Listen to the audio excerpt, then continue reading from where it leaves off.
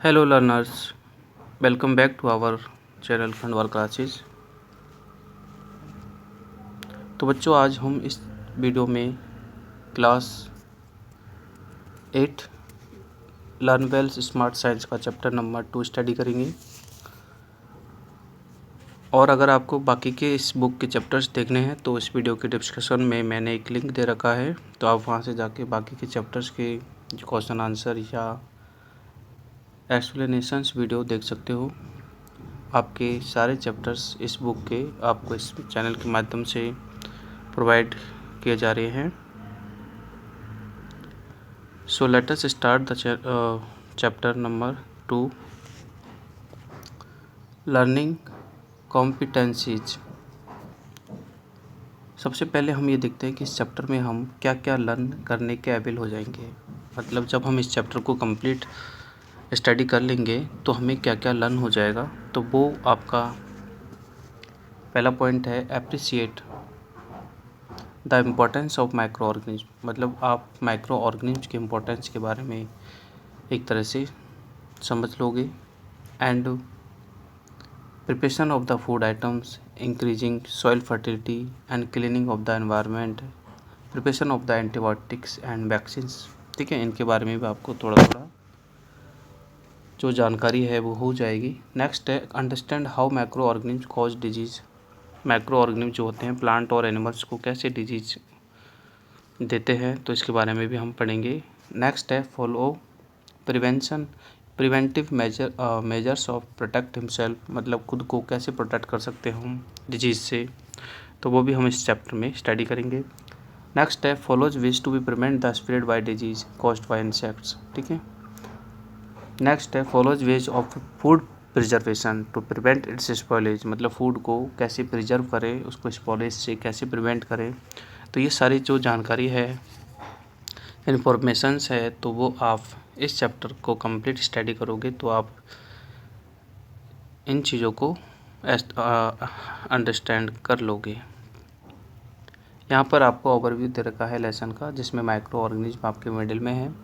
और यहाँ पर है टाइप ऑफ माइक्रो ऑर्गेनिज्म, इधर है आपका हार्मफुल माइक्रो ऑर्गेनिज्म और एक है आपका यूजफुल माइक्रो ऑर्गेनिज्म। यानी कि आपके जो माइक्रो ऑर्गेनिज्म हैं वो उनको ब्रॉड कैटेगरी यानी कि 2 कैटेगरी में डिवाइड किया गया है। एक तो उनके हार्मफुल, मतलब ऐसे माइक्रो ऑर्गेनिज्म जो कि हमें हार्म करते हैं वो हार्मफुल में आएंगे, और जो हमारे लिए यूजफुल होते हैं वो यूजफुल में आएंगे। ठीक है, जैसे लैक्टोबैसिलस जो कि आपके कर्ड में होता है, तो वो एक यूजफुल माइक्रो ऑर्गेनिज्म है। नेक्स्ट है फूड प्रिजर्वेशन मेथड्स पढ़ेंगे इसमें हम कि फूड को किससे मतलब कैसे प्रिजर्व करें। और एक आपका नाइट्रोजन साइकिल। ठीक है, नाइट्रोजन साइकिल को भी हम यहाँ पर स्टडी करेंगे। The world is full of different type of living organism. यानी पूरा वर्ल्ड जो है डिफरेंट टाइप के लिविंग ऑर्गेनिज्म से फुल है। There are some organism that are too small. यानी कि कुछ ऑर्गेनिज्म होते हैं जो बहुत स्मॉल होते हैं और हम उनको नेक्ड आइज से नहीं देख सकते। नेक्ड मीन्स खुली हुई आंखों से नहीं देख सकते हैं। So because of they are very tiny. ठीक है, these tiny things that can be seen under a microscope. तो इन जो टिनी थिंग्स है इनको सिर्फ हम माइक्रोस्कोप से देख सकते हैं और ये माइक्रो ऑर्गेनिज्म कहलाते हैं। ठीक है, तो देखो यहाँ पर नेम से ही पता लग रहा है माइक्रो ऑर्गेनिज्म। माइक्रो मीन्स बहुत स्मॉल, ऑर्गेनिज्म मीन्स ऑर्गेनिज्म यानी कि जो बहुत ही स्मॉल ऑर्गेनिज्म होते हैं जिन्हें हम नेक्ड आइज से नहीं देख सकते, यानी कि with the help of microscope ही देखना पड़ता है। So these are called micro organism. They are found everywhere. ठीक है, ये हर जगह पाए जाते हैं, ऐसी कोई जगह नहीं है में कि ये पाए नहीं जाते, हर जगह पाए जाते हैं। And can be survive in extreme conditions of ice cold climate to hot springs. ठीक है, मतलब हर कंडीशन में ये सर्वाइव करते हैं, चाहे वो मतलब आइस कोल्ड मतलब क्लाइमेट हो या स्प्रिंग्स हॉट स्प्रिंग्स क्लाइमेट हो। ठीक है, they can survive in almost all the type of habits. मतलब सारी हैबिट्स में ये सर्वाइव करते हैं। ठीक है, कौन? Micro organism. The science which deals with the study of micro organism is called micro biology. मतलब वह साइंस जो कि जिसमें कि हम माइक्रो ऑर्गेनिज्म को स्टडी करते हैं, तो अब वो आपका माइक्रो बायोलॉजी होता है। Some micro organism are useful for us and some are harmful for us. ठीक है, और जो हमें हार्मफुल करते हैं, मतलब जो हमारे लिए हार्मफुल होते हैं, उन्हें हम पैथोजेंस कहते हैं, मतलब जो हमें बीमार करते हैं। ठीक है, मतलब कुछ माइक्रो ऑर्गेनिज्म हैं जो हमें डिजीज प्रोवाइड करते हैं। आगे हम एक्टिविटी 1 देख रहे हैं, जिसमें हम to show that presence of micro organism in the air, मतलब माइक्रो ऑर्गेनिज्म एयर में प्रेजेंस होते हैं, मतलब उपस्थित होते हैं। तो इसको यहाँ पर एक एक्टिविटी से समझाया गया है, जिसमें हमें एक ब्रेड को दिखाया गया है कि ब्रेड जो है, अगर हम मान लीजिए किसी ब्रेड को, ठीक है, किसी वार्म प्लेस पर 2-3 दिन के लिए रख देंगे, ठीक है, तो वो अपने आप ही उसमें जो है ग्रीनिश पैचेज, ठीक है, ब्रेड पर हमें दिखाई देंगे, मतलब ग्रीन ग्रीन कलर के जो पैचेज हैं वो दिखाई देंगे। ठीक है, with the help of needle, मतलब नीडल की हेल्प से, ठीक है, take a little of greenish patch, मतलब उन ग्रीनिश पैचेज को हम एक तरह से नीडल से हम अलग कर लेंगे और उनको हम जो है गिलास पर रख लेंगे। ठीक है, और गिलास में रखने के बाद में जब हम उनको माइक्रोस्कोप से ऑब्जर्व करेंगे तो हमें उनके स्ट्रक्चर्स के बारे में देखने को मिलेगा। तो यानी कि ये जो आपका ये ग्रीन पैचेज हैं, ठीक है, ये फंगी है। ठीक है, ये भी एक माइक्रो ऑर्गेनिज्म है जो कि आपको माइक्रोस्कोप से जब आप ऑब्जर्व करोगे तब जाके आप देख सकते हो। तो हम पढ़ रहे हैं टाइप ऑफ माइक्रो ऑर्गेनिज्म की माइक्रो ऑर्गेनिज्म के टाइप कितने होते हैं। ठीक है, तो माइक्रो ऑर्गेनिज्म को यहाँ पर क्लासीफाइड किया जाता है 5 मेजर ग्रुप्स में। ठीक है, एक तो है बैक्टीरिया, एक है फंगी, नेक्स्ट है एल्गी, प्रोटोजुआ और वायरस। ये 5 जो है मेजर ग्रुप्स हैं माइक्रो ऑर्गेनिज्म के। ठीक है, मतलब जितने भी माइक्रो ऑर्गेनिज्म होते हैं, या तो वो बैक्टीरिया होते हैं, या फिर फंगी होते हैं, या फिर एल्गी होते हैं, या फिर प्रोटोजुआ होते हैं, ठीक है, या फिर वायरस होते हैं। ठीक है, तो हम इनको 1 बाय 1 स्टडी करेंगे। जैसे पहले हम स्टडी कर रहे हैं बैक्टीरिया को। ठीक है, बैक्टीरिया सिंगुलर बैक्टीरियम, मतलब बैक्टीरिया एक प्लूरल वर्ड है। बैक्टीरिया को मतलब सिंगुलर वर्ड जो होता है वो बैक्टीरियम होता है। So they are the simplest micro organism and are unicellular, मतलब ये सिंपलेस्ट माइक्रो ऑर्गेनिज्म होते हैं और यूनिसेलुलर होते हैं। यूनिसेलुलर में सिंगल सेल इनमें होती है। ठीक है, they are found in different shapes, ये अलग अलग शेप्स में पाए जाते हैं, जैसे रॉड शेप है। ठीक है, रॉड शेप में आपका बैसिलस पाया जाता है और एक स्फेरिकल शेप में आपका, ठीक है, कॉकस पाया जाता है।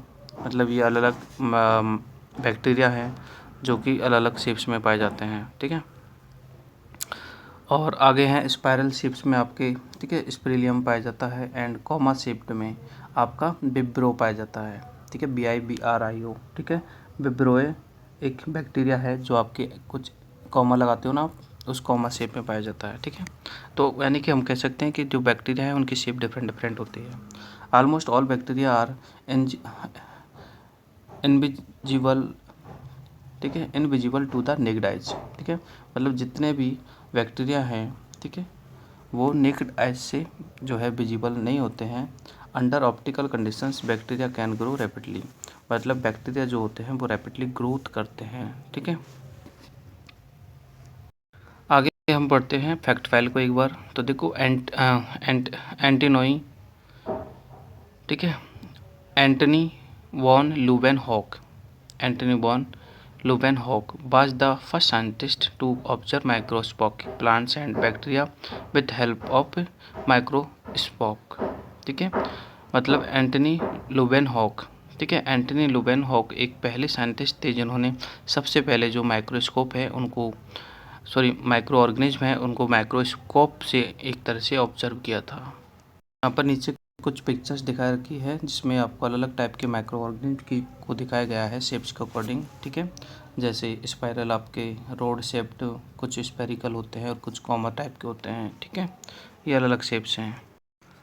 बैक्टीरिया के बाद हम देखते हैं नेक्स्ट जो मेजर ग्रुप है वो है एल्गी। ठीक है, और एल्गा क्या है, एल्गा सिंगुलर में हम एल्गा कहते हैं, बाकी प्लूरल में हम इसको एल्गिए कहते हैं। ठीक है, तो देखो एल्गी क्या होते हैं, they are simple and plant like organism. ठीक है, मतलब ये सिंपल होते हैं और प्लांट जैसे ऑर्गेनिज्म होते हैं। सम ऑफ देम आर यूनिसेलर, मतलब कुछ तो यूनिसेलुलर होते हैं, जैसे क्लेमाइडोमोनस। ठीक है, Chlamydomonas, while some are other multicellular और कुछ मल्टीसेलुलर होते हैं, ठीक है। ये क्लेमाइडोमोनास जो होता है वो सिंगल सेलुलर होता है, जबकि जो ये स्पायरोगायरा होता है ये मल्टीसेलुलर एक तरह से एल्गी होता है, ठीक है। तो आपको ध्यान रखना है कि एल्गी में दोनों टाइप के होते हैं, एक तो यूनिसेलुलर होते हैं और एक मल्टीसेलुलर होते हैं। एक मल्टीसेलुलर का एग्जाम्पल स्पायरोगायरा होता है, यूनिसेलुलर का एग्जाम्पल जो होता है क्लेमाइडोमोनास होता है। And they are found in water, ठीक है। जितनी भी एल्गीज हैं सब वाटर में ही पाई जाती हैं। दे पोसेस क्लोरोफिल, मतलब इनमें क्लोरोफिल होता है। And can prepare their own food, मतलब ये एल्गी जो है वो अपने फूड को प्रिपेयर कर सकती हैं, ठीक है। तो जो अपने फूड को प्रिपेयर कर सकते हैं मतलब फोटोसिंथेसिस कर सकते हैं, ठीक है। सो वो कौन कौन होते हैं, एक तो ग्रीन प्लांट्स होते हैं और एल्गी होती है, ठीक है। ग्रीन प्लांट्स और एल्गी के अलावा इस दुनिया में कोई भी नहीं होता जो फोटोसिंथेसिस को परफॉर्म कर सके। नेक्स्ट है आपका जो मेजर ग्रुप है वो है प्रोटोजुआ। प्रोटोजुआ जो होता है, ठीक है, देखो सिंगुलर जो इसकी फॉर्म होती है वो प्रोटोजुआन होती है, प्रोटोजुआ होती है। और दे आर यूनिसेलुलर, मतलब जितने भी प्रोटोजुआ होते हैं यूनिसेलुलर होते हैं। और ये which cannot prepare their own food because of they have no chlorophyll, मतलब इनमें कोई क्लोरोफिल नहीं होता है। सो ये अपना फूड तो खुद प्रिपेयर कर ही नहीं सकते। So they are not autotrophs, they are heterotrophic, ठीक है। अमीबा है, पैरामीशियम है, ठीक है, प्लाज्मोडियम है और ट्राइपैनोसोमा है। तो ये सभी क्या हैं, एग्जाम्पल्स है प्रोटोजुआ के। मतलब प्रोटोजुआ एक बिग की कैटेगरी होती है और बाकी के सारे एग्जाम्पल्स है, ठीक है। अमीबा जो कि यूनिसेलुलर होता है, सारे यूनिसेलुलर होते हैं। पैरामीशियम है, ये भी यूनिसेलुलर है, ठीक है। और यीस्ट है, ठीक है, ये फंगी में आएगा, यीस्ट और मशरूम, ठीक है ना। तो जो नेक्स्ट ग्रुप है फंगी वो हम पढ़ लेते हैं, जिसको फंगस कहते हैं सिंगुलर फॉर्म में। और they are plant like organism, मतलब जो फंगी होते हैं वो प्लांट लाइक ऑर्गेनिज्म होते हैं, विच आर मोस्टली सेप्रोफाइट होते हैं, वाइल सम आर पैरासिटिक, मतलब कुछ तो सेप्रोफाइट्स होते हैं और कुछ पैरासिटिक होते हैं। सेप्रोफाइट मीन्स ऐसे प्लांट या फिर ऐसे ऑर्गेनिज्म जो कि डेड एंड डिकिंग मैटर से अपना फूड टेक करते हैं, वो सेप्रोफाइट्स होते हैं। और पैरासिटिक वो होते हैं जो कि अपने फूड के लिए किसी अदर होस्ट प्लांट पर डिपेंड होते हैं, वो पैरासिटिक होते हैं, ठीक है। तो फंगी जो होते हैं वो पैरासिटिक या सेप्रोफाइटी होते हैं। दे में भी यूनिसेलुलर, मतलब ये यूनिसेलुलर भी हो सकते हैं फंगी और मल्टीसेलुलर भी हो सकते हैं। जैसे यीस्ट है तो यीस्ट तो एक यूनिसेलुलर है। मशरूम जो होता है मशरूम मल्टीसेलुलर होता है, ठीक है। ये भी ध्यान रखना है आपको कि जो फंगी है उसमें यीस्ट जो है यूनिसेलुलर होता है और मशरूम जो है ये भी फंगी है, बट ये क्या नाम है, मल्टीसेलुलर होता है। नेक्स्ट है वायरसेस, ठीक है। वायरसेस जो होते हैं, ठीक है, उनको सिंगुलर फॉर्म में तो वायरस कहते ही हैं, ठीक है। और एस लग गया तो ये आपका प्लूरल फॉर्म हो गया, ठीक है। Virus they are the smallest micro organism, मतलब ये सबसे छोटे माइक्रो ऑर्गेनिज्म होते हैं। इनका जो साइज होता है वो 0.015 माइक्रोन से लेकर 0.2 माइक्रोन के करीब होता है। That can only be seen in the electro microscope, मतलब वायरस जो होते हैं उनको सिर्फ इलेक्ट्रॉन माइक्रोस्कोप से देखा जा सकता है। मतलब सिंपल जो माइक्रोस्कोप होता है उससे भी हम इनको नहीं देख सकते, इनके लिए जो है इलेक्ट्रॉन माइक्रोस्कोप एक तरह से आता है, उससे हम इनको देख सकते हैं। They are made of the genetic material, मतलब जो वायरसेस होते हैं वो जेनेटिक मटेरियल से बने होते हैं। सराउंडेड बाई प्रोटीन कोट, मतलब इनके चारों तरफ एक प्रोटीन का कोट होता है जिससे कि ये जिससे कि ये कवर्ड होता है।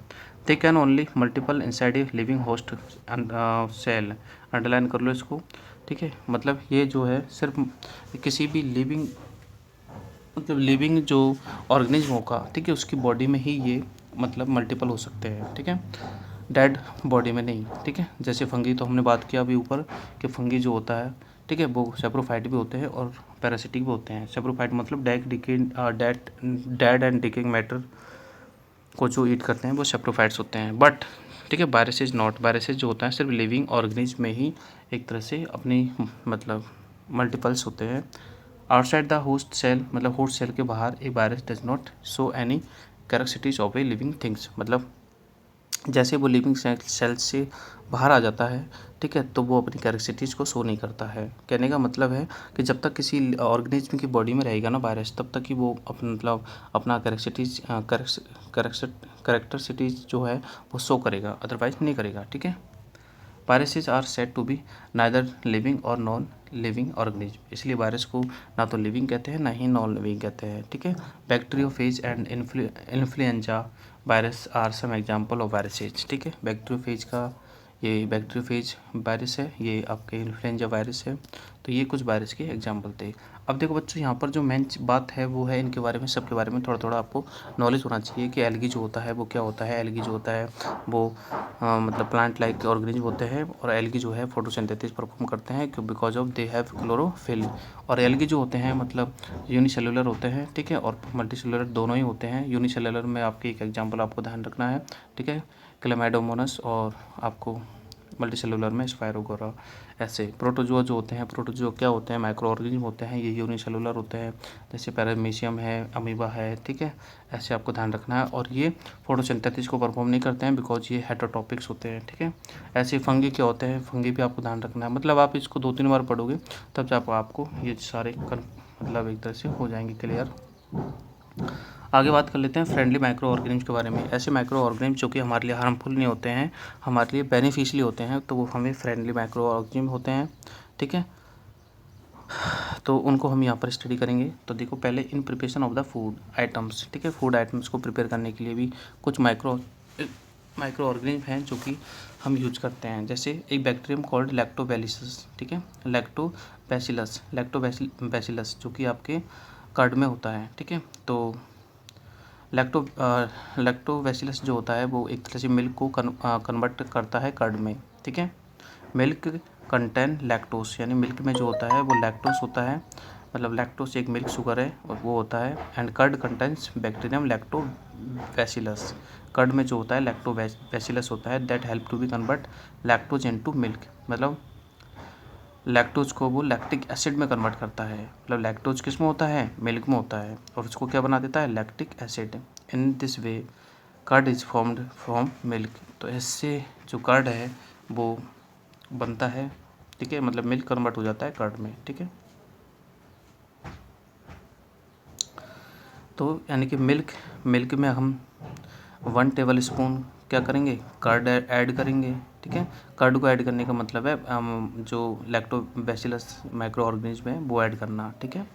और जैसे ही मिल्क में ये ऐड हो जाता है तो मिल्क जो है वो धीरे धीरे कन्वर्ट हो जाता है किसमें, कर्ड में, ठीक है।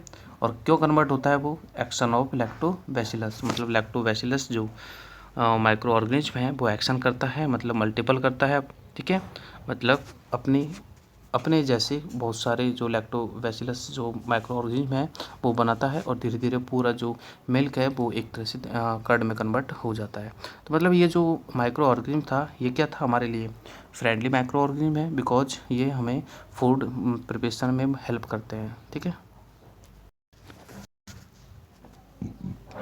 नेक्स्ट है cheese and paneer. Cheese and paneer are made by the using lactobacillus और स्ट्रेप्टोकोकस, मतलब 2 और बैक्टीरिया होते हैं, एक तो लैक्टोबैसिलस ही होता है और एक होता है स्ट्रेप्टोकोकस, ठीक है। तो इनसे भी हम चीज़ और पनीर जो है बनाते हैं। एक माइक्रो ऑर्गेनिज्म होता है यीस्ट, ठीक है। Yeast is a fungus, it is use to make bread, मतलब यीस्ट का यूज किया जाता है ब्रेड, केक, इडली, ठीक है। तो ये सभी बनाने में यीस्ट का यूज किया जाता है, ठीक है। To make bread yeast is added to mixture of flour, मतलब जो आटा होता है उसमें, ठीक है, मतलब जो फ्लोर होता है उसमें ऐड किया जाता है यीस्ट को, ठीक है, और फिर ब्रेड बनाई जाती है। Sugar and warm water and it is kneaded to make a soft dough, ठीक है, फिर इसको नीट किया जाता है और सॉफ्ट डो तैयार किए जाते हैं। The dough is left undisturbed, फिर डो है ना उसको अनडिस्टर्ब छोड़ देते हैं, ठीक है, 2-3 घंटे के लिए। Then the dough rises due to the release of gases, फिर जो डो है वो राइजेज हो जाता है, और राइजेज क्यों होता है, क्योंकि उसके अंदर से जो CO2 गैस है वो रिलीज हो जाती है। तो by the respiration of yeast cell, ठीक है, बिकॉज ऑफ हमने जो फ्लोर में यीस्ट को ऐड किया था, ठीक है, तो वो यीस्ट क्या करता है, रेस्पिरेशन करता है, और रेस्पिरेशन करता है तो वो क्या करता है, कार्बन डाइऑक्साइड है उसको एक तरह से रिलीज करता है। इसके कारण जो है जो आपका जो डो था, ठीक है, वो नॉर्मली से क्या हो जाता है, बड़ा हो जाता है, मतलब वो फूल जाता है, ठीक है। तो ब्रेड वगैरह आपने देखो होगा, ब्रेड फूली रहती है, टोस्ट फूले रहते हैं, तो इनके फूले रहने का कारण क्या है, यीस्ट, ठीक है। तो आपको बिल्कुल ध्यान रखना है। केक भी देखो बहुत फूला हुआ रहता है, देखा होगा आपने, ठीक है। तो मतलब कोई भी ये सारी जो चीज़ है इनमें यीस्ट का यूज किया जाता है, ठीक है। तो आपको क्लियर होगा कि यीस्ट माइक्रो ऑर्गेनिज्म हमारे लिए कितना हेल्पफुल है, ठीक है, क्योंकि इससे हम फूड आइटम्स प्रिपेयर करते हैं। आगे है एक्टिविटी आपकी, जिसमें to study the action of yeast on the maida dough, यानी कि मैदा के डो में जो एक्शन होता है यीस्ट का, तो उसको हम स्टडी कैसे करेंगे। तो वो है, इसमें क्या है, आपको मैदा लेनी है, ठीक है, और कुछ राइस उड़द की दाल लेनी है, ठीक है, और मेथड क्या है, मैदा और जो दाल हैं, ठीक है, उनको एक तरह से मिक्स करना है और उसमें यीस्ट मिलाना है। यीस्ट मिलाने के बाद में उसको नीड करना है, नीड करके सॉफ्ट डो बना लेना है, ठीक है, और इसको 2-3 घंटे के लिए हम क्या है रूम टेम्परेचर पर रख देते हैं, मतलब छोड़ देते हैं वैसे ही, ठीक है। तो मैदा जो है अपने आप ही क्या हो जाती है, राइज अप हो जाती है, ठीक है। और राइज अप क्यों होती है, वो रीज़न बता ही दिया है मैंने, क्योंकि यीस्ट क्या करता है, रेस्पिरेशन करता है, मतलब वो रेस्पिरेशन करता है ना, तब CO2 को छोड़ता है, और CO2 को छोड़ने से उसमें क्या बन जाते हैं, ये मतलब फ्लूपी टाइप का बन जाता है। मैदा कैसा बन जाता है, फ्लूपी टाइप का बन जाता है, ठीक है। तो ऐसे जो है, चलो आगे हम देखते हैं commercial uses of micro organism, कि माइक्रो ऑर्गेनिज्म का कमर्शियल क्या क्या यूजेज है। तो देखो, micro organism are used in the large scale production of substance, like some microorganism uses to different micro organism are follows. मतलब commercial use micro organism का यही है कि भाई माइक्रो ऑर्गेनिज्म जो है, ठीक है, बड़े लेवल पर क्या काम आता है। एक तो जैसे बियर, वाइन, ठीक है, वाइन प्रोडक्शन में माइक्रो ऑर्गेनिज्म यीस्ट का यूज किया जाता है, ठीक है। Yeast is use to be commercial production of the wine and beer, wine और बियर बनाने में यीस्ट का यूज किया जाता है। Yeast is grown on the natural sugar, मतलब यीस्ट को ग्रो किया जाता है natural sugar present in the grains of barley, ठीक है, barley present in the grains of barley, मतलब जो नेचुरल शुगर होती है वो बार्ले में होती है, और मतलब बार्ले की ग्रेन्स में होती है, ठीक है। तो उन पर एक तरह से यीस्ट को ग्रो किया जाता है। व्हीट है, राइस है, क्रस्ट फ्रूट जूस है, ठीक है।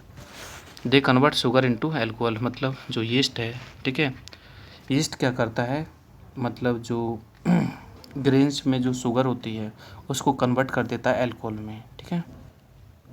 तो the process of breaking down of sugar, मतलब शुगर को ब्रेक डाउन करने का प्रोसेस, और ब्रेक डाउन कौन करता है, यीस्ट, ठीक है, into alcohol by action of yeast, मतलब यीस्ट जो होता है वो हमारी शुगर को ब्रेक डाउन कर देता है, किसमें, अल्कोहल में, ठीक है। और इस प्रोसेस को हम कहते हैं फर्मेंटेशन प्रोसेस, ठीक है। तो आप ये सोच लो कि ये जो फर्मेंटेशन प्रोसेस है ये वाइन और बियर बनाने का प्रोसेस है, ठीक है। वाइन और बियर कैसे बनती है, आपको पता है कि वाइन जो होती है बार्ले से बनती है, ठीक है, वीट से बनती है। तो बार्ले है, वीट है, ग्रेप्स है, ठीक है, इन सब को क्रश करके इनमें से शुगर निकाली जाती है, ठीक है, और उस शुगर में यीस्ट को ऐड किया जाता है, और यीस्ट जो है उस शुगर को क्या बना देता है, अल्कोहल में चेंज कर देता है, और अल्कोहल ही तो आपका क्या होता है, वाइन और बियर होता है, ठीक है। और ये जो प्रोसेस है ये फर्मेंटेशन प्रोसेस होती है, क्लियर। तो यानी कि इसलिए इसका कमर्शियल यूजेज है। आगे to make alcohol by fermentation sugar, तो वही प्रोसेस है जो मैंने बताया था, ठीक है। भाई हम पहले शुगर सॉल्यूशन लेंगे, शुगर सॉल्यूशन कहाँ से आएगा, गेहूँ है, बार्ले है, ठीक है, उनमें से निकालेंगे और उसमें यीस्ट को ऐड करेंगे, ठीक है, और यीस्ट को ऐड करेंगे तो ये इसको कन्वर्ट कर देगा किसमें, अल्कोहल में, ये बन गई वाइन आपकी, ठीक है। इसको 4-5 घंटे के लिए रखना पड़ता है, ठीक है, वार्म प्लेस पर, तब जाके बनती है, तुरंत नहीं बनती कि भाई आपने शुगर सॉल्यूशन में यीस्ट को ऐड किया और तुरंत ही बन गई हो, नो, ठीक है। 4 या 5 आवर के लिए इसको मतलब अनडिस्टर्ब छोड़ना पड़ता है, ठीक है, और फिर धीरे धीरे वो कन्वर्ट हो जाती है अल्कोहल में। Some bacteria help in the ripening of tea leaves which gives tea, ठीक है, कैरेक्टरिस्टिक फ्लावर्स, मतलब कुछ बैक्टीरिया होते हैं जो कि टी लीव्स में, मतलब उसको रिपनिंग होती है, उसमें रिपनिंग का मतलब है टी लीव्स को मैच्योर कंडीशन में कन्वर्ट करते हैं, ठीक है। Yeast is an important source of vitamin B complex, मतलब यीस्ट में विटामिन बी कॉम्प्लेक्स होता है, ठीक है। And the fermentation property of some fungi is used in the manufacture of citric acid, मतलब जो फर्मेंटेशन प्रोसेस है उसका यूज करके सिट्रिक एसिड है, ऑक्जेलिक एसिड है, ठीक है, तो ये एक तरह से मैन्युफैक्चर किए जाते हैं, बनाए जाते हैं, ठीक है। Fermentation is a widely used in the application of the food industry for the pickle, dosa, ठीक है, डोसा बटर, ठीक है। तो ये सभी चीज़ें बनाने के लिए भी फर्मेंटेशन प्रोसेस का यूज हम करते हैं। आगे देखो, some usages of the micro organism, मतलब सम अदर यूजेज, ठीक है। ये तो हो गया फूड इंडस्ट्रीज में, ठीक है, जैसे हमने यीस्ट का यूज किया था बेकिंग इंडस्ट्रीज में, ठीक है, मतलब ब्रेड वगैरह बनाने में और टोस्ट वगैरह, ठीक है, बिस्कुट्स वगैरह, इन सब में जो है यीस्ट का यूज किया जाता है, ठीक है, क्योंकि यीस्ट जो है उसको फ्लफी बनवा देता है। फ्लफी मतलब थोड़ा फुला देता है, ठीक है, और फूलने का कारण क्या है आपको मैंने बता ही दिया है, रेस्पिरेशन ऑफ द यीस्ट। आगे है सम अदर यूजेज ऑफ, तो हम पहले देख लेते हैं। पहला है increase fertility of the soil, मतलब माइक्रो ऑर्गेनिम्स होते हैं सॉइल की फर्टिलिटी को इंक्रीज कर लेते हैं। और कैसे करते हैं ये मैंने आपको चैप्टर नंबर 1 जब पढ़ाया था क्रॉप प्रोडक्शन एंड मैनेजमेंट, तो उसमें बताया था कि जो एक राइजोबियम नाम का बैक्टीरिया होता है, ठीक है, वो क्या होता है लेग्यूमिनस प्लांट्स की रूट्स नोड्यूल्स में एक तरह से प्रेजेंट होता है। मतलब जो लेग्यूमिनस प्लांट होते हैं, leguminous means pulses plant like P है, बीन है, ठीक है, तो इनकी जो रूट्स होती है उनमें प्रेजेंट होता है कौन, राइजोबियम, ठीक है। तो राइजोबियम जो होता है क्या काम करता है, राइजोबियम एटमॉस्फेरिक जो नाइट्रोजन है, ठीक है, उसको कन्वर्ट करता है सुटेबल फॉर्म लाइक नाइट्रस में, किसमें, नाइट्रस ऑक्साइड में या फिर नाइट्रस में कन्वर्ट करता है। मतलब एटमॉस्फेरिक जो नाइट्रोजन होती है उसको हम डायरेक्टली टेक नहीं कर सकते, प्लांट भी डायरेक्टली टेक नहीं कर सकते, इसलिए जो राइजोबियम है वो क्या करता है एटमॉस्फेरिक नाइट्रोजन को नाइट्रस फॉर्म में कन्वर्ट करके और वो सॉइल में मिक्स करता है, ठीक है, ओके ना। Some bacteria and blue green algae living in the soil can also fix atmospheric nitrogen, ठीक है। और राइजोबियम के अलावा कुछ और बैक्टीरिया होते हैं जैसे ब्लू ग्रीन एल्गी है, ये भी एक तरह से क्या करता है नाइट्रोजन को फिक्स करता है सॉइल में, ठीक है। तो this microbes are commonly called biological nitrogen fixer, तो इसलिए हम इन माइक्रो ऑर्गेनिम्स को बायोलॉजिकल नाइट्रोजन फिक्सर कहते हैं। क्यों, क्योंकि ये एटमॉस्फेरिक नाइट्रोजन को कन्वर्ट करते हैं नाइट्रस में और नाइट्रस को ऐड कर नाइट्रेट में कन्वर्ट करते हैं और नाइट्रेट्स में कन्वर्ट करते हैं और जो नाइट्रेट है, ठीक है, वो सॉइल में फिक्स करते हैं, इसलिए इन्हें बायोलॉजिकल नाइट्रोजन फिक्सर कहते हैं, क्योंकि इनका काम होता है नाइट्रोजन को फिक्स करना इनटू द सॉइल। और इससे क्या होता है जब सॉइल में नाइट्रोजन फिक्स हो जाती है तो जो सॉइल है उसकी फर्टिलिटी जो है वो इंक्रीज तो हो ही जाती है, ठीक है। तो कहने का मतलब जो माइक्रो ऑर्गेनिज्म है उसका यूज कहाँ किया जा रहा है, सॉइल की फर्टिलिटी को इंक्रीज करने में, ठीक है। मतलब सॉइल में नाइट्रोजन ऐड होगा तो सॉइल की फर्टिलिटी इंक्रीज होगी, ठीक है। वैसे भी आपको पता होना चाहिए कि जो हमारे एटमॉस्फेयर में 78% नाइट्रोजन है तो इसको हम डायरेक्टली यूज़ तो करते नहीं हैं, पहली बात तो। जैसे ऑक्सीजन को तो हम डायरेक्टली ब्रीथिंग करते हैं जो कि 21% होती है, लेकिन इसको हम डायरेक्टली ब्रीथ नहीं कर सकते हैं, इसको इनडायरेक्टली हम टेक करते हैं, ठीक है। मतलब ये जो बायोलॉजिकल नाइट्रोजन फिक्सर है ना, कौन, राइजोबियम है, ग्रीन ब्लू एल्गी है, ठीक है, ये एटमॉस्फेयर से नाइट्रोजन को टेक करते हैं, उसके बाद में ये सॉइल में उसको मिक्स करते हैं और उस सॉइल से प्लांट में वो चली जाती है।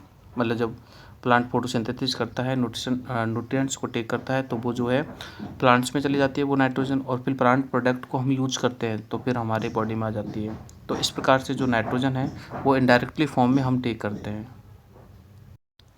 नेक्स्ट है इन क्लीनिंग ऑफ द एनवायरनमेंट, यानी कि एनवायरनमेंट को क्लीन करने में जो माइक्रो ऑर्गेनिज्म हैं वो हेल्पफुल होते हैं। तो कैसे होते हैं, तो इस चीज़ को और देखो हम पढ़ते हैं।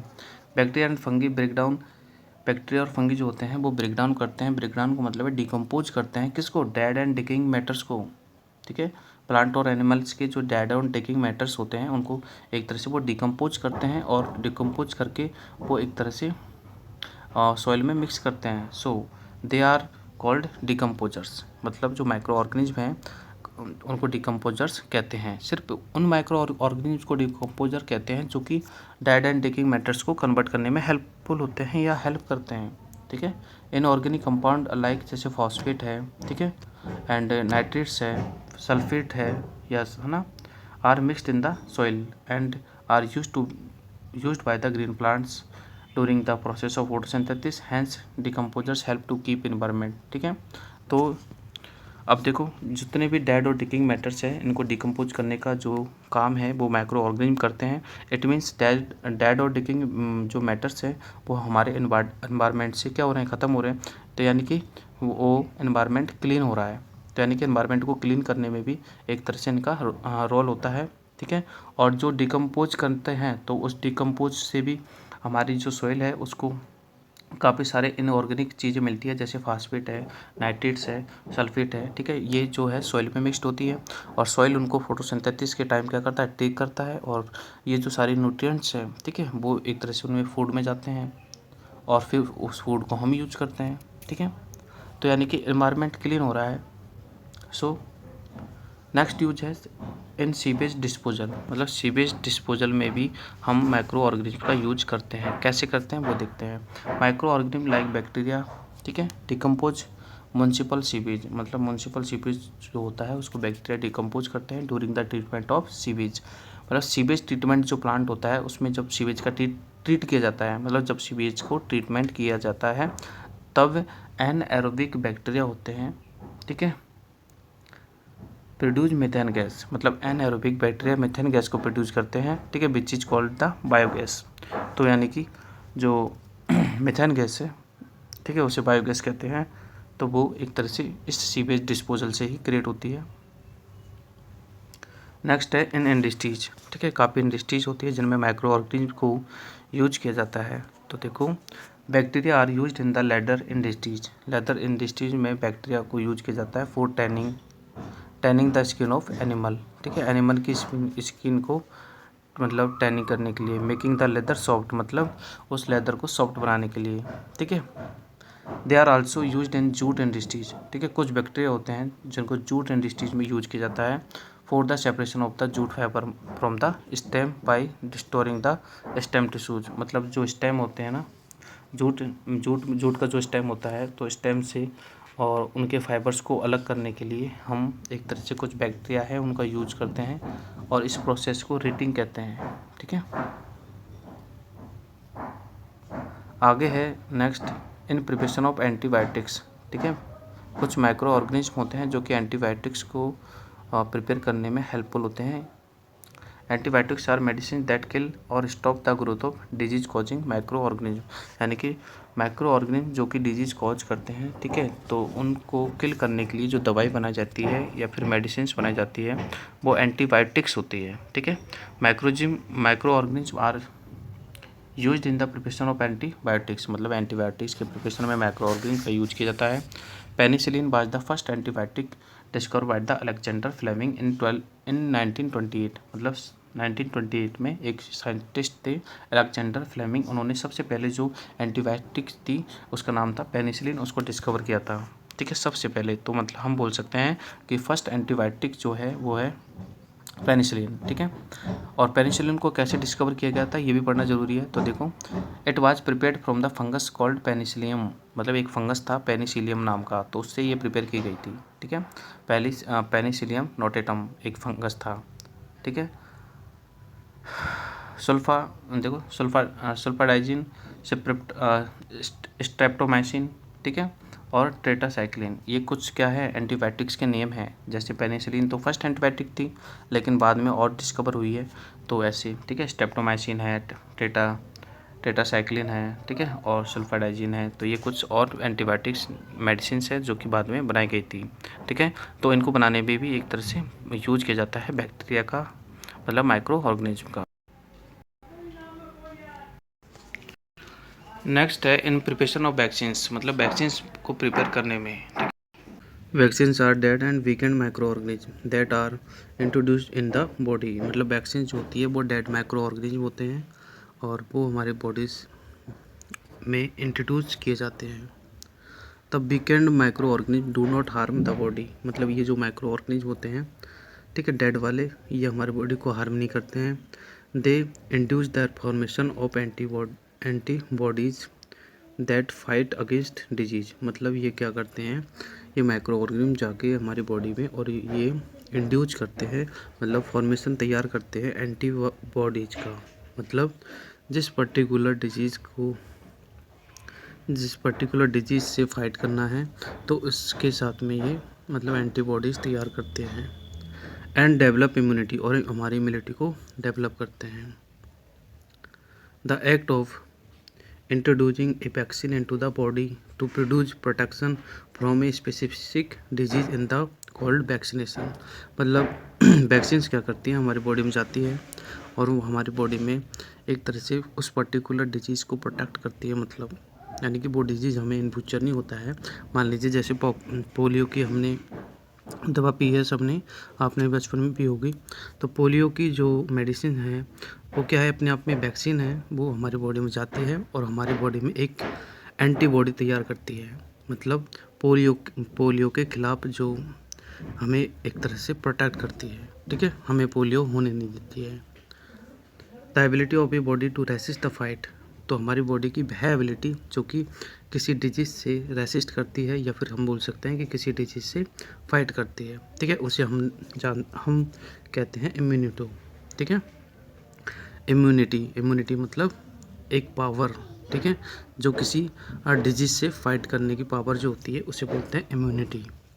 Vaccines have been developed against cholera, smallpox, polio, typhoid, whooping cough, ठीक है, इन सब की जो वैक्सीन्स है वो ऑलरेडी डेवलप हो चुकी है। नेक्स्ट देखते हैं fact file. The smallpox vaccine was first successful vaccine to be developed, मतलब सबसे पहले स्मॉल पॉक्स की वैक्सीन को डेवलप किया गया था, और जो कि एडवर्ड जेनर, ठीक है, ये जो है साइंटिस्ट हैं जिन्होंने कि इस वैक्सीन को, स्मॉल पॉक्स की वैक्सीन को डेवलप किया था, और जो भी 1796 ईयर में किया था, ठीक है, इसलिए इन्हें फादर ऑफ वैक्सीनेशन या फिर फादर ऑफ, ठीक है, इम्यूनोलॉजी कहते हैं। मतलब जो इम्यूनो सिस्टम को मजबूत करती है वैक्सीन्स, तो हम उसके हिसाब से इसे फादर ऑफ इम्यूनोलॉजी कहते हैं। नेक्स्ट पेज पे हम देखते हैं टाइम टू आंसर्स। पहला क्वेश्चन है bacteria help in the fixing atmospheric nitrogen, तो इसमें आएगा आपका राइजोबियम, ठीक है, राइजोबियम फिल कर लेना इसमें। नेक्स्ट है कन्वर्ट मिल्क इनटू कर्ड, तो इसमें आएगा lactobacillus. Is used to make a cake, तो इसमें आएगा आपका यीस्ट, ठीक है, यीस्ट जो है केक और ब्रेड को फ्लफी बनाने में यूज होता है। नेक्स्ट है is use to be made commercial production of wine, ठीक है, इसमें भी आपका यीस्ट आएगा। और नेक्स्ट है is ability of the body to fight disease, ठीक है, तो उसमें आएगा आपका वैक्सीन, ठीक है। इसमें आगे देखते हैं हम हार्मफुल माइक्रो ऑर्गेनिज्म के बारे में, ठीक है। अभी तक हमने माइक्रो ऑर्गेनिज्म के यूजफुल देखे हैं। कुछ ऑर्गेनिज्म जो होते हैं जो हमारी बॉडी को हार्म करते हैं, तो इन्हें हम हार्मफुल माइक्रो ऑर्गेनिज्म कहते हैं। दे कैन कॉज डिजीज़, यानी कि हमें ये बीमार करते हैं, एंड या फिर स्पॉइलिंग ऑफ आवर फूड, मतलब हमारे फूड को स्पॉइल करते हैं, ठीक है, एंड ग्रोथ को।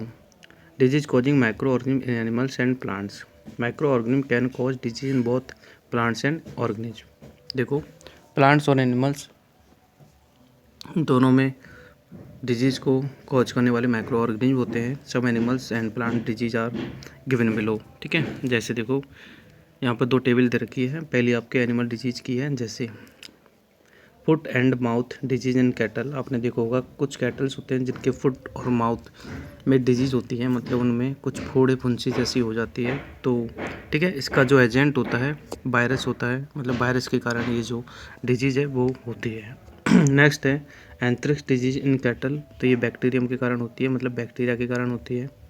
स्लीपिंग या सिकनेस इन कैटल्स, ठीक है, स्लीपिंग होती है, स्लीपिंग सिकनेस, ठीक है, कैटल में होती है, पिग्स में होती है, हॉर्स में होती है, तो वो प्रोटोजोआ के कारण होती है।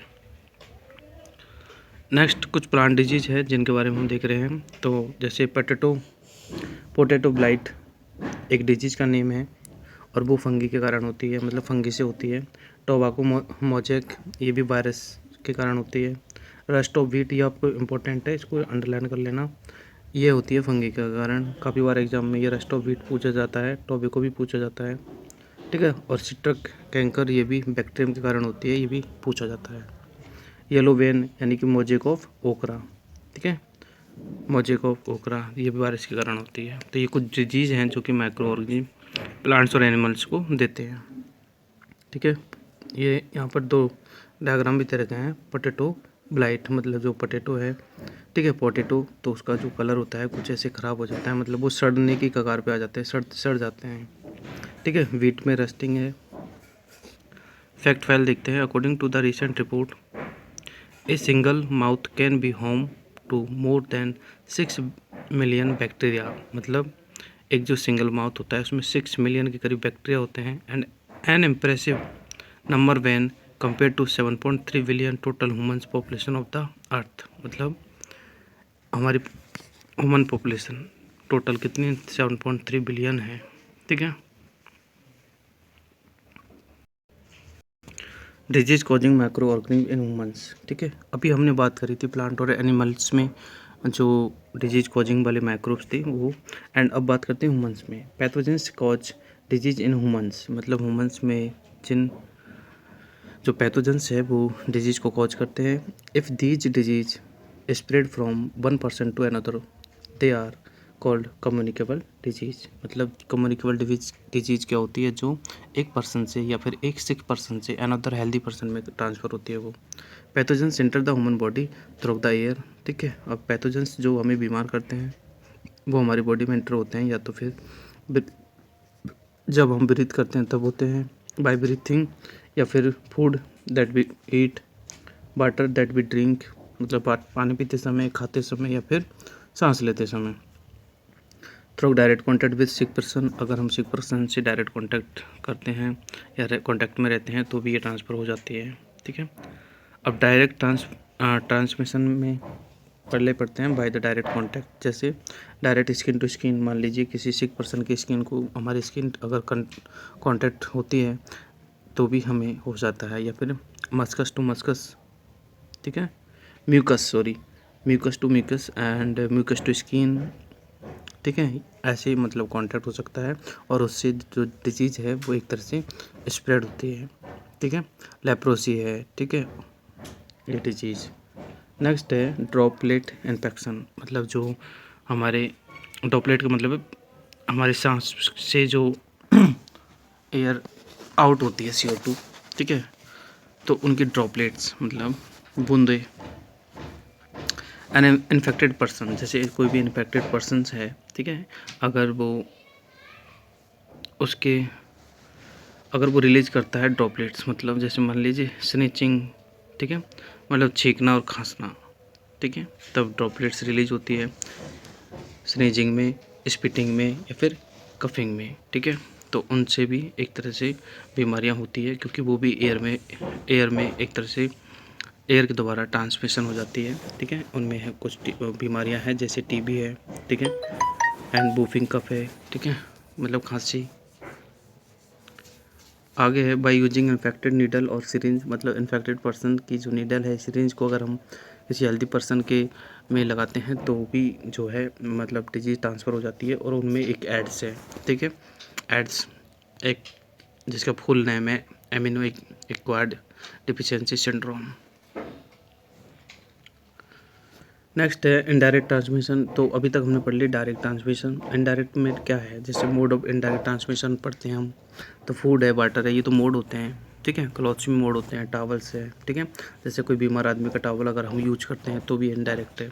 पर्सनल बिलोंगिंग टू पेशेंट और थ्रो डर्टी हैंड्स या अनवॉश्ड फ्रूट्स वगैरह, ठीक है, ये इनडायरेक्ट है। अगर हम वेजिटेबल्स फ्रूट्स वगैरह को अनवॉश्ड यूज करते हैं तो भी हमारे बॉडी में जो कुछ माइक्रो ऑर्गेनिज्म हैं वो ट्रांसफ़र हो जाते हैं और हमें बीमार करते हैं, यानी कि डिजीज़ हमें प्रोवाइड करते हैं। सब माइक्रोबल डिजीज़, नीचे एक टेबल दे रखी है, इसमें हम देखते हैं TB। ठीक है, TB यानी कि ट्यूबरकुलोसिस, जो कि एयर क्या है इसका ट्रांसमिट, यानी कि ट्रांसमिट किसके द्वारा होती है, एयर के द्वारा होती है।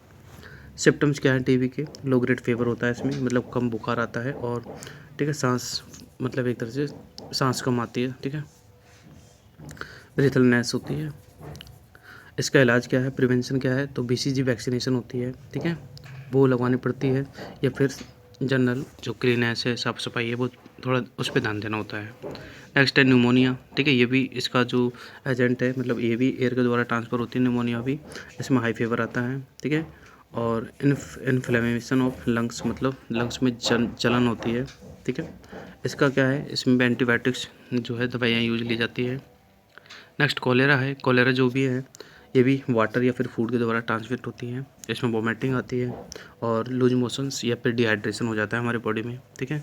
इसमें प्रिवेंशन कैसे कर सकते हैं हम, मतलब जनरल हाइजीन, मतलब खुद की साफ़ सफाई रखो, एंड गुड सैनिटेशन और वैक्सीनेशन जो लगती है कॉलेरा की वो लगवानी चाहिए, ठीक है। नेक्स्ट है टाइफाइड। ठीक है, टाइफाइड भी वाटर और फूड के द्वारा ट्रांसमिट होती है। इसके सिम्टम्स है कंटिन्यूस फीवर, मतलब टाइफाइड में हमेशा लगातार बुखार आता है, और क्योंकि जो हमारी बॉडी में इंटेस्टाइन होती है जिसमें कि फूड का डाइजेशन होता है तो उसमें इन्फेक्शन हो जाता है। इसका प्रिवेंशन है ड्रिंकिंग बॉइल्ड वाटर, मतलब ठीक है, पानी को गर्म करके ही पीना चाहिए। एंड मेंटेनिंग गुड सैनिटेशन, मतलब अच्छे सैनिटेशन मेंटेन करना चाहिए और वैक्सीनेशन लगवाने चाहिए। तो देखो इनमें सब चीज़ में एक कॉमन है प्रिवेंशन में, क्या, वैक्सीनेशन। कुछ वायरल डिजीज़ है, अभी तक जो हमने पढ़ी थी ये माइक्रोब्स वाली डिजीज़ थी, यानी बैक्टीरिया वाली डिजीज़ थी, ठीक है, बैक्टीरियल और वायरल, ठीक है। ये आपको थोड़ा ध्यान रखना है। आपसे क्वेश्चन ये पूछा जा सकता है कि name the any two disease of that is caused by the bacteria. तो आपको बताना है टीबी, ट्यूबरकुलोसिस, या फिर निमोनिया, या फिर कॉलेरा, या फिर टाइफाइड, ठीक है। ओके, सिम्टम भी पूछे जा सकते हैं, what is the system of the pneumonia, high fever, जो भी है, ठीक है। ऐसे वायरल डिजीज़ की बात करें तो पहले हम देख रहे हैं मीजल्स, ठीक है। मीजल्स जो है या तो एयर के द्वारा ट्रांसफ़र हो सकती है या फिर डायरेक्ट कॉन्टैक्ट से हो सकती है, ठीक है। इसमें फीवर होता है, रैसेस होते हैं, एंड रनिंग नोज, मतलब नाक बहती है, ठीक है।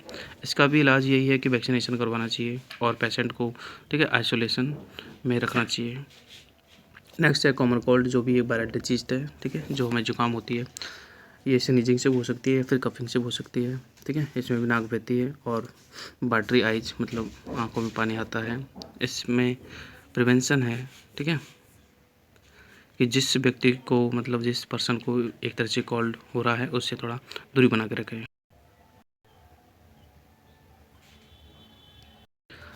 आगे देख रहे हैं हम चिकन पॉक्स, ठीक है। ये भी एयर के द्वारा ट्रांसमिट होती है। इसके सिम्टम्स में अगर देखें तो चिकन पॉक्स में रैसेज हो जाते हैं, मतलब हमारे ऐसे गोल गोल, मतलब ऐसे, मतलब थोड़े हमारे बॉडी पे रैसेस होते हैं, दाने पड़ जाते हैं। इसमें फीवर भी आता है और हेडेक भी होता है।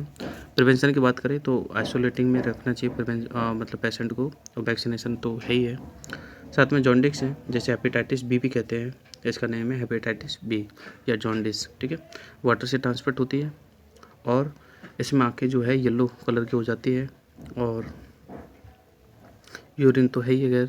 इसका भी इलाज है वैक्सीनेशन या फिर गर्म पानी पीना, ठीक है।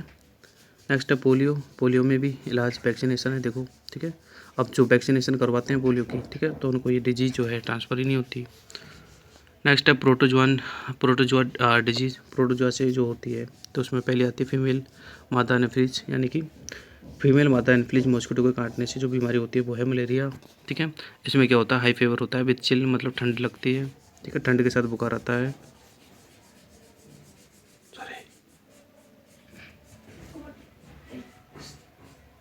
Avoiding water to collect in around, तो इसमें क्या है कि देखो हमारे आसपास जो है पानी कलेक्ट नहीं होना चाहिए, ठीक है, इस चीज़ को हमें ध्यान रखना है। और पानी कलेक्ट है तो उसमें स्प्रेइंग करनी चाहिए इंसेक्टिसाइड्स की, ताकि जो मच्छर है, ठीक है, वो मतलब एक तरह से डेड हो जाए या फिर मच्छर ज़्यादा पैदा ना हो।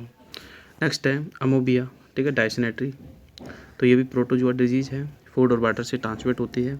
इसमें क्या होता है, ब्लड इन स्टूल, ठीक है, जब स्टूल पोजीशन में होते हैं तो ब्लड बाहर आता है। एंड इसमें मेंटेनिंग पर्सनल हाइजीन, बस, ठीक है, खुद की साफ़ सफाई रखो और गर्म पानी पियो।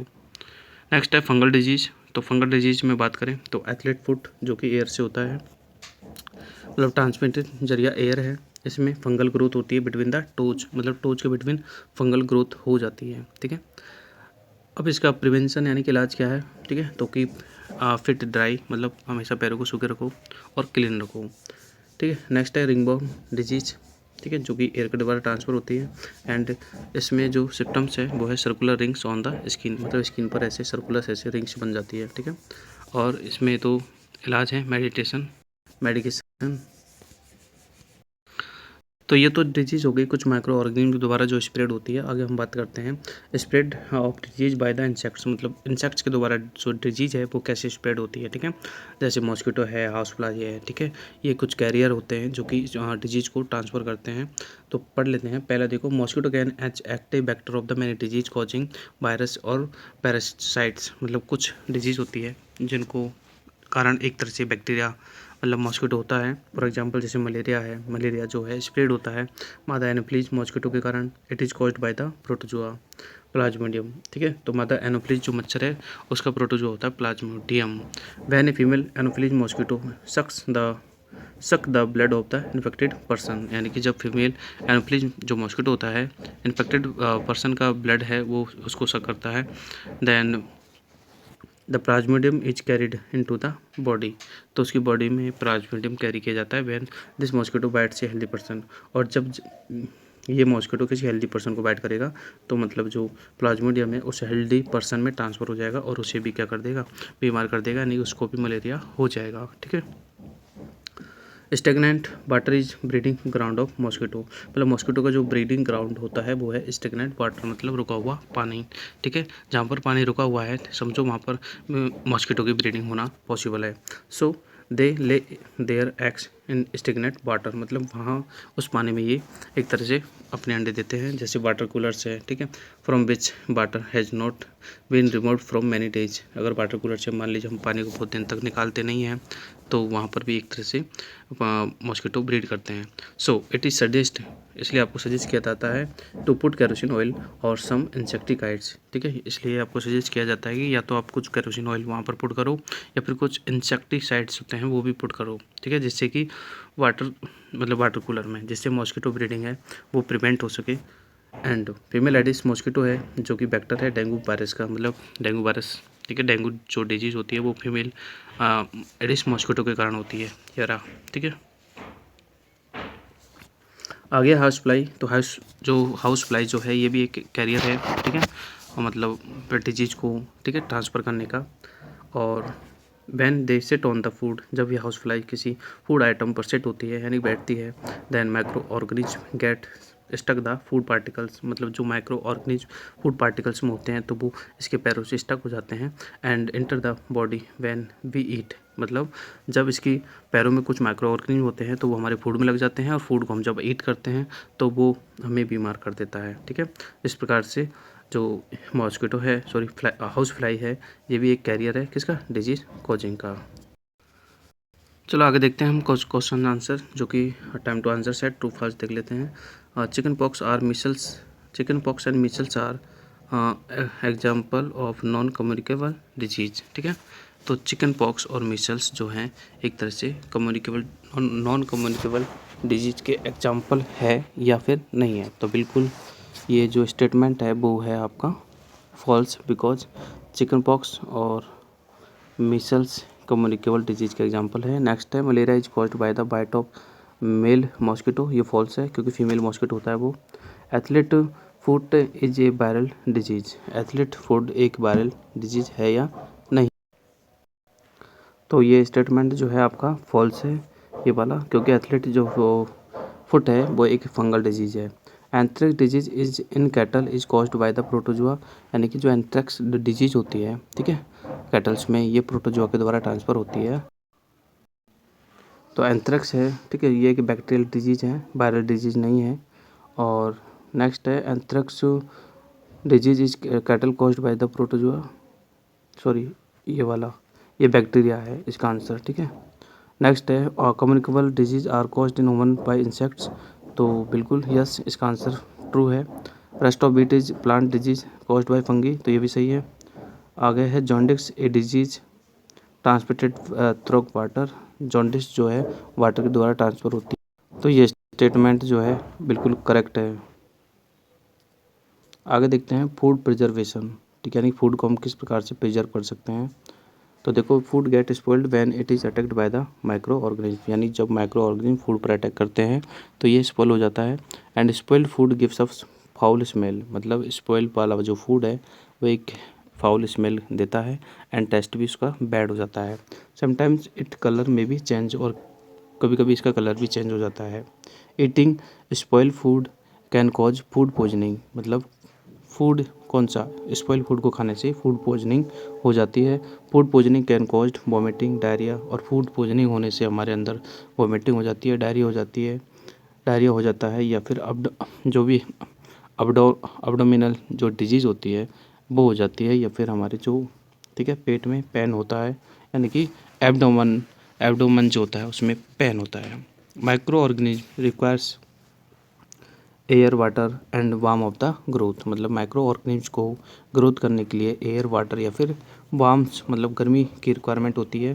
Food can be preserve from getting spoiled by the preventing the growth of micro organism. मतलब फूड को हम स्पॉइल्ड होने से कैसे बचा सकते हैं। तो देखो, the process which spoilage of food is prevented, मतलब वह प्रोसेस जिसमें हम फूड को स्पॉइलेज होने से प्रिवेंट करते हैं वो प्रिजर्वेशन कहलाता है। ठीक है, let us discuss some commonly used method for the preservation.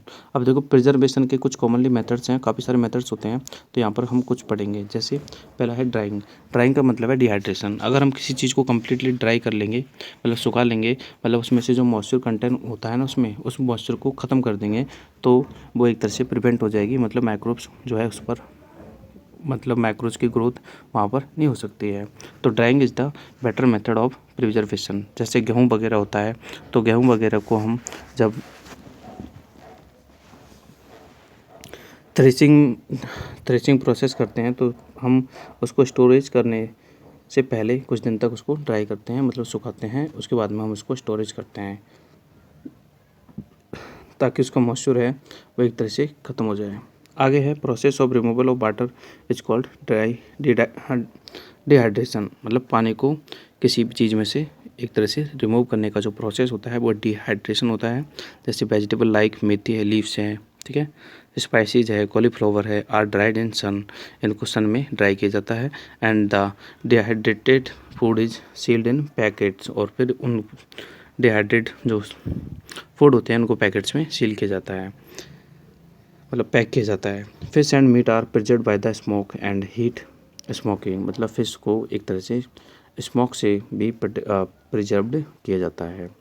Next है फ्रीजिंग बाय रेफ्रिजरेशन। मतलब रेफ्रिजरेटर में भी हम काफ़ी चीज़ों को, जैसे कि हमारे हाउस में देखते हैं, फ्रिज मतलब प्रिजर्व करते हैं।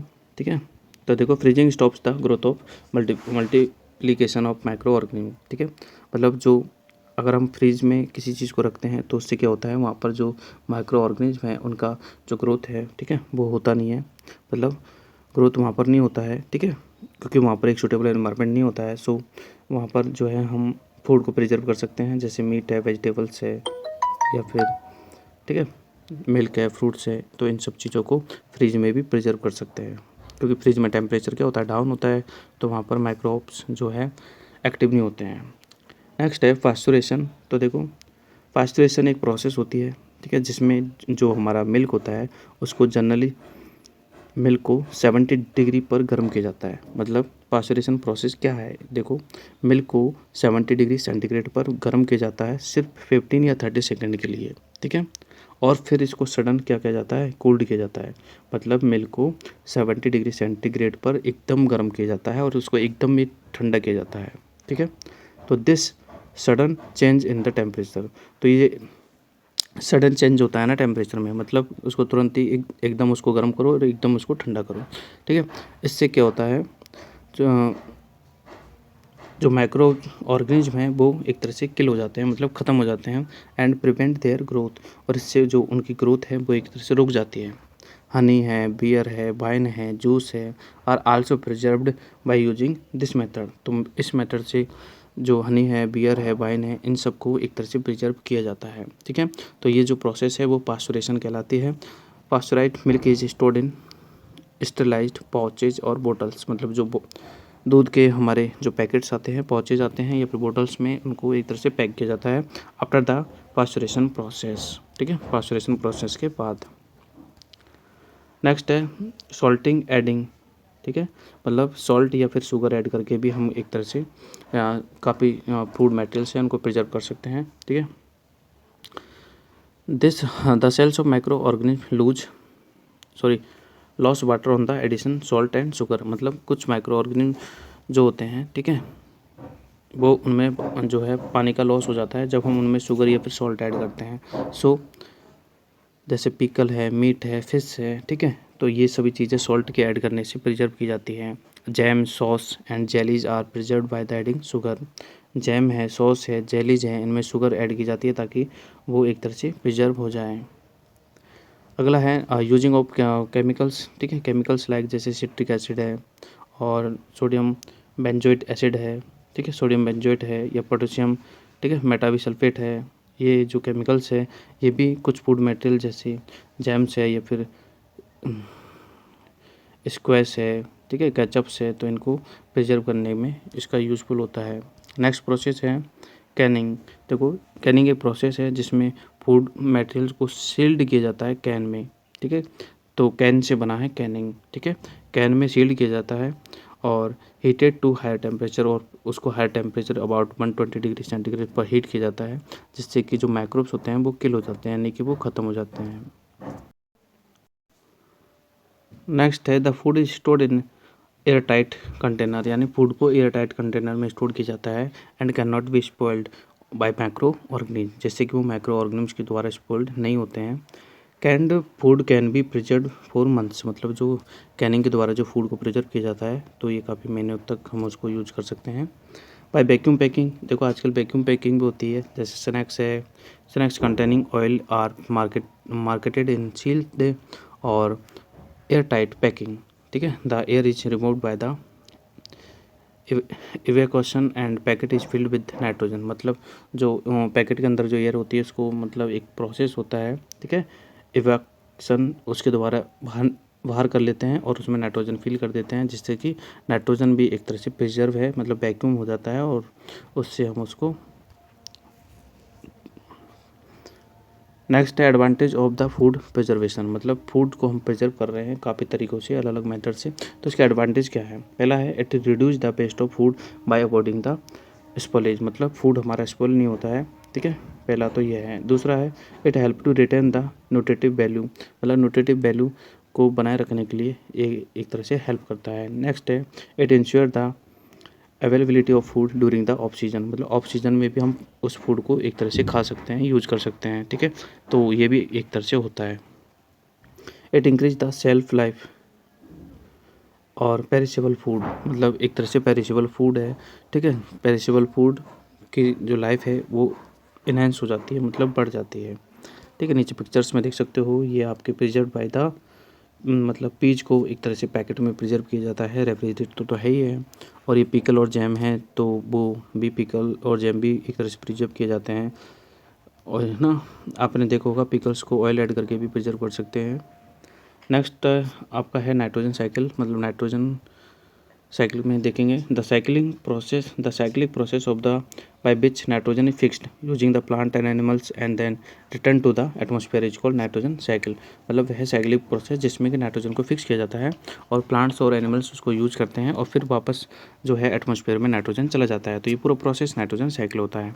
Important processes in nitrogen cycle including nitrogen fixation, ठीक है, नाइट्रोजन साइकिल में जो इंपॉर्टेंट है वो है नाइट्रोजन फिक्सेशन, फिर है नाइट्रोजन एसिमिलेशन, फिर है अमोनिफिकेशन, फिर है नाइट्रिफिकेशन एंड लास्ट में है डिनाइट्रिफिकेशन, ठीक है, तो इसको हम पढ़ेंगे।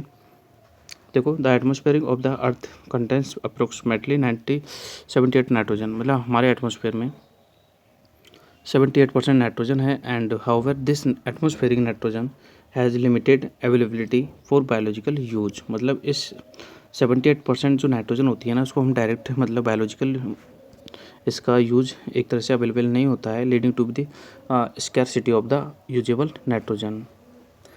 This atmospheric nitrogen must be processed to fixed, मतलब इसलिए हम इस एटमॉस्फेरिक नाइट्रोजन है इसको डायरेक्टली तो यूज कर नहीं सकते हैं, इसलिए इसको फिक्स किया जाता है कहाँ पर, सॉइल में, ताकि प्लांट्स इसको एक तरह से टेक कर सकें, ठीक है, तो इस प्रोसेस को बोलते हैं हम नाइट्रोजन फिक्सेशन।